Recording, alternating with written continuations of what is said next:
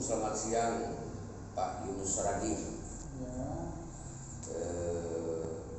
Perlu kita ketahui bahwasanya Pak Yunus Saragih ini adalah mantan wakil Bupati Langkat pada masanya Samsul Arifin menjabat sebagai bupati, dan ketika Samsul Arifin menduduki sebagai gubernur, maka pelaksanaan bakti atau bupati pada saat itu dipegang oleh Pak Yunus Saragih, Bupati Langkat pada saat itu. Jadi selamat siang Pak Yunus. Sore. Kira-kira bagaimana tanggapan Bapak tentang masalah pemekaran Kabupaten Langkat dan juga terkait dengan pembentukan Kabupaten Pulau Alu? Kalau menurut saya, ketika itu kan sudah diputuskan akan dibentuk dan tim panitia dari Pemda Langkat sudah menyodorkan ke saya supaya Bupati Induk itu memberikan bantuan dana kepada yang mau dimekarkan. Jadi itu terakhir yang disampaikan oleh staf ke saya supaya ditandatangani pemberian dana kepada Kabupaten Pemekaran yang bersangkutan. Itu syarat yang diminta saya terakhir.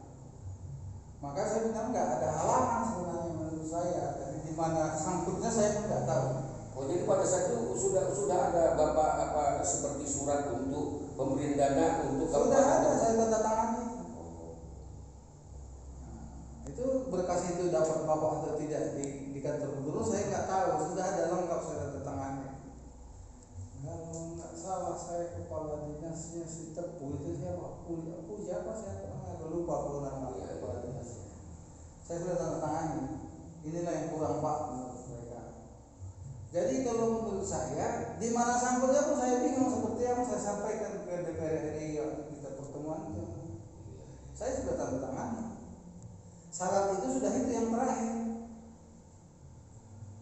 Makanya kalau pemekaran ini prospeknya saya memang dibandingkan kabupaten yang lain kita malah terlambat. Jadi mengenai dibentuknya lah, karena saya memang orang Pulau Alu, dibentuknya Kabupaten Pulau Alu itu menurut Bapak apa memang sudah selayaknya? Ya kalau perhitungan apa sudah layak ketika kabupaten ini ada 3 kian, Langkat Hulu, Teluk Baru, sama ini Induk. Ya. Sudah layak, kalau perhitungannya sudah clear semua. Sudah ada tim waktu masa DPR Sapri Basir itu dananya sudah dikeluarkan, digelontorkan, dipegang oleh DPR untuk suatu tim untuk menghitung semua potensi dari ketiga kabupaten. Ada semacam dibayar staf ahli untuk mengapa itu semua. Jadi kalau menurut saya kita ini sudah mundur ke belakang gitu. Jadi prospek pembentukan dulu yang sudah saya tanda tangani pembagian dana, kan sudah pembagian dana kan sudah persetujuan itu kan saya sudah tersetujui. Jadi perlu kawan-kawan ketahui bahwasanya masalah pembentukan Kabupaten Pulau Alu khususnya, karena memang saya orang Pulau Alu, ini sudah memang patut untuk dibentuk kabupaten tersebut. Karena menurut keterangan dari Bapak Yunus Saragih selaku bupati pada saat itu, dana pun sudah diajukan oleh Pak Yunus untuk pembentukan kabupaten. Disetujui, bukan dia disetujui berapa miliar per kabupaten. Ya, sudah disetujui. Anggarannya itu sudah disetujui. Jadi menurut Bapak, kira-kira apalah saran kepada kami untuk mewujudkan keinginan kita untuk menjadikan Kabupaten Pulau Alu tersebut? Kalau menurut saya, kalau ditelusuri kembali bagaimana dulu pembentukannya itu, saya kan nggak paham kali. Kalau dulu tim itu kan sudah berhenti mandek ya. semua tim kan nggak ada jalan. Jadi kalau sekarang kan sudah ada dari kelompok terbaru mau menggerakkan, itu silakan aja cari berkas-berkas itu kalau bisa. Nah, begini Pak, mengenai berkas untuk mendukung terwujud Kabupaten Aru itu udah ada sama saya lengkap. Bahkan di situ tertera bahwasanya PAD Kabupaten Langkat itu 70% adalah sumbangan daripada 7 kecamatan yang ada di Teluk Aru. Dan itu saya bersedia untuk menghadirkan saksi pada saat itu sebagai pejabat atau pegawai di Kabupaten Langkat bahwasanya memang benar adanya 70% hasil pendapatan asli daerah dari Kabupaten Langkat tersebut disumbangkan dari Teluk Aru. Nah, jadi kan terhambatnya kerja dari kami KPPKTA, Komisi Percepatan Pembentukan Kabupaten Teluk Aru, adalah masalah adanya moratorium. Ya. Dan yang saya ketahui pada saat itu moratorium tersebut telah dicabut.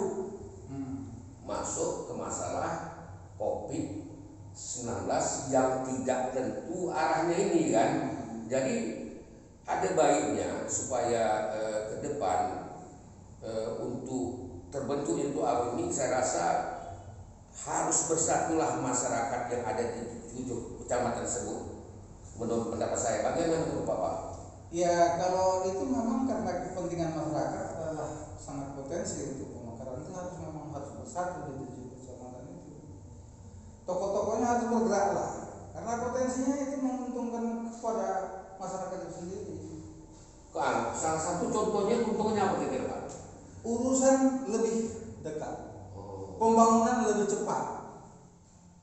Namanya kan ini kan luasnya Kabupaten Langkat itu pembangunan kan mandek, bisa ke suatu daerah aja menurut potensi pejabat yang berwenang aja. Kalau keadilannya aku rasa sulit menciptakan keadilan pembagian pembangunan. Saya dapat informasi ke sana nggak ada pembangunan apa-apa.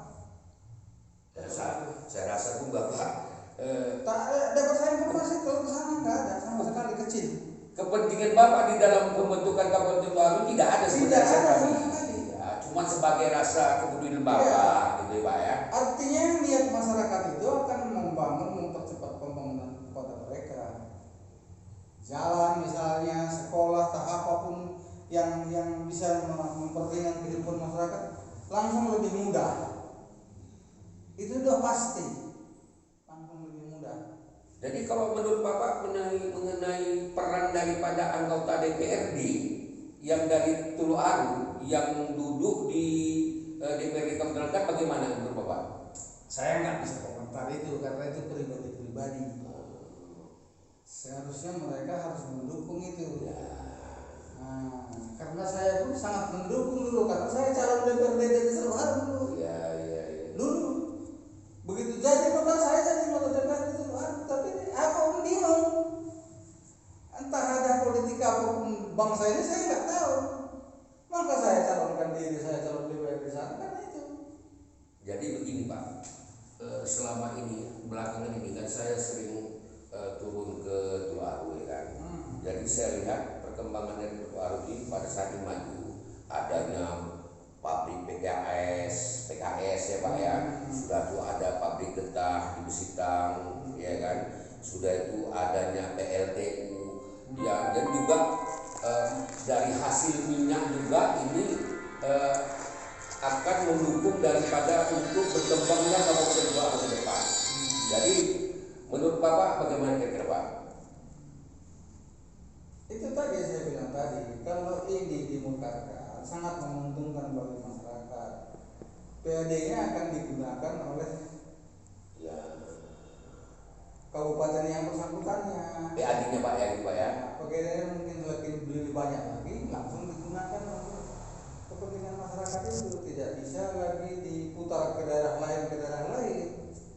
Sudah jelas dia ke otonomi daerah pemekaran itu. Jadi di situ keuntungannya. Jadi banyak keuntungannya bagi masyarakat. Cuma kan masyarakat belum terdapat. Salah satu yang paling apa? pengangkatan pegawai pasti dari masyarakatnya sendiri. Iya. Dan mengenai DPRD DPRD ini dari situ sendiri. pasti bertambah Pak ya. Soal jumlah saya nggak tahu, biasanya nggak. Oh gitu. Jumlahnya biasanya Kabupaten Pemekaran antara 30 atau 25. Oh otomatis ya bertambah Pak. Iya, bukan yang ini DPR-nya. Yang tadi iya itu dia. Paling 1 tahun pemerintahan pejabatnya. Iya. Paling 1 tahun sudah ada pemilihan apa di sana? Pemilihan bupati. Kalau cepat pemekaran ini nanti langsung pemilihan umum di 2024 gabung. Jadi setelah kita dengar apa yang disampaikan oleh Bapak Yunus Ragih selaku dulu Bupati Kabupaten Langkat, yang kita lihat kesederhanaannya,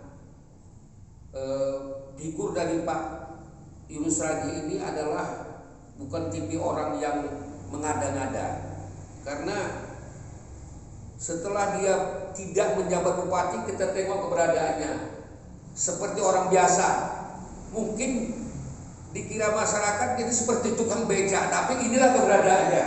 Jadi kita perlu keterangan dari orang-orang yang benar keluar dari hatinya, tanpa mengutamakan kepentingan pribadi ataupun kelompok. Jadi ke depan kira-kira harapan Bapak bagaimana tentang Pulau Aru ini, dukungan Bapak? Kalau dukungan saya pasti seperti semula juga, penuh mendukungnya. Karena harapan saya kan kesejahteraan masyarakat itu paling utama. Pemerintahan baru itu dibentuk adalah memperkecil urusan, memperbanyak pembangunan bagi masyarakat. Jadi demikianlah dulu bincang-bincang kami dengan Bapak Yunus Ragih. Semoga ini dapat sebagai memotivasi dari masyarakat Kabupaten Aru agar semangat untuk membentuk Kabupaten Aru berdasarkan persatuan dan kesatuan.